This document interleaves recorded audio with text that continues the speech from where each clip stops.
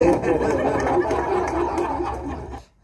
hello. I'm just reminiscing about that time that Adelaide lost in the grand final in 2017 against Richmond. Even Curly finds it funny. Good old days. Let's have a listen to how that ended. And it's been 37 long years since they've celebrated, and the Tigers win the grand final.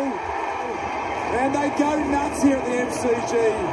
The Tigers have done it. We're just listening back to all the lowlights of Adelaide's career because, of course, Carlton play them tomorrow.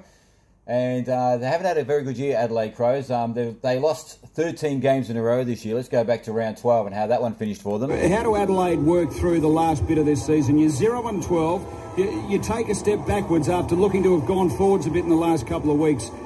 How do you, in a situation like this, push yourself out to the end of the year? So that was against the Western Bulldogs, and Mark Rasciuto, the club director, had this to say about the club. So there were blokes out there today that, I'm not going to name them, but they just weren't having a genuine crack, some of them in that first half, and that's disappointing to see, and I'm sure the match committee will see that and make the calls next week. And then in round 13, they played Geelong, and this was the post-game assessment. The way they were able to crack in, high urgency, their intensity was good. They matched it with some big bodies inside, even took it to them, probably got on top, as Dangerfield said in his interview just then, but just couldn't sustain it for the course of the game. And then in round 14, they met the Hawks. Right on the side. He doesn't get it, but it doesn't matter, because what a lot of the footy world thought would never happen. The Adelaide Crows have won a game in 2020.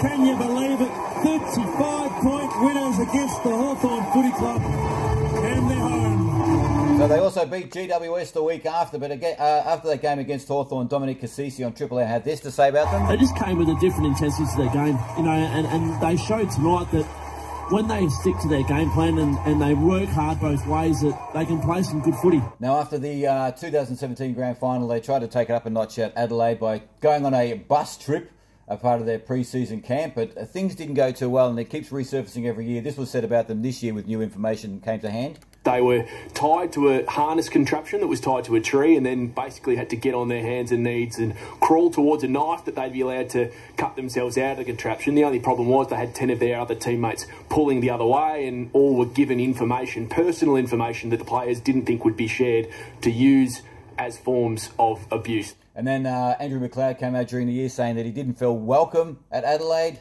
The Crows remain in damage control tonight following Andrew McLeod's claims he feels unwelcome at West Lakes. Board member Mark Rasciuto says it's the last thing the club needs right now.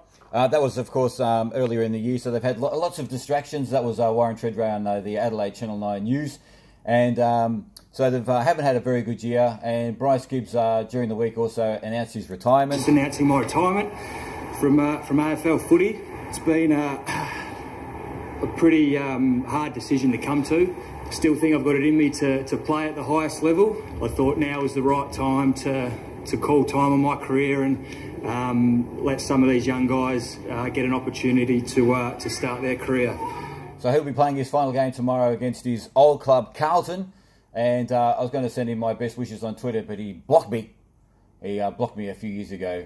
We might have had some not very nice things to say about his playing back in the day. Also, another Carlton player has announced their retirement during the week. The big fella from Carlton, Matthew Cruiser, who was #1 pick, I think, back in 2007, and has been a very good footballer when he's played. His body's let him down. Unfortunately, he is going to retire after 189 games for Carlton. And that was Billy Brownless on the Rush Hour during the week on Triple M. They also put together this package for him. And then tumbled a horrible ball forward, but it worked to Murphy. Murphy to the big Cruiser! Cruiser gets it on the rebound, kicks him 35 from the turnover, and the big Cruiser's got his second. Perfect start. Intercepted by Cruiser. He charges through the middle of the ground, unloads with a long-range bomb. Outstanding finish. Offhands to Kerridge, and past the Cruiser. Standing start from 40. He goes for home and puts it through. So that was thanks to Triple M's Rush Hour during the week. So it's Carlton and the Crows tomorrow night. I asked some of the Crows during the week what they thought their chances were tomorrow. And translated, that means that we're not going to win, so go the Blues tomorrow. #go Blues.